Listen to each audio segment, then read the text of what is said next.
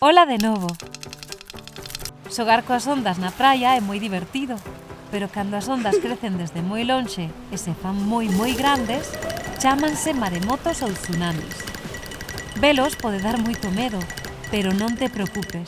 É normal sentir un pouco de nervios. Por iso vou darche varios consellos para que poidas poñerte a salvo. Queda para aprendelos todos.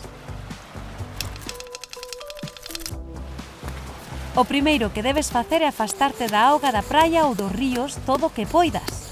Busca un lugar elevado para protexerte da auga. Busca edificios altos para refuxiarte neles. Asegúrate de que teñan varios pisos para poder subir ao máis alto. Mantente informado e comunicado en todo momento.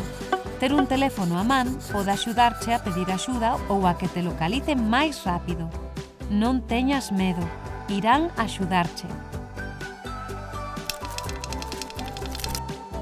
E lembra, o máis importante é manter a calma, escoitar con atención e pedir axuda cando a necesites.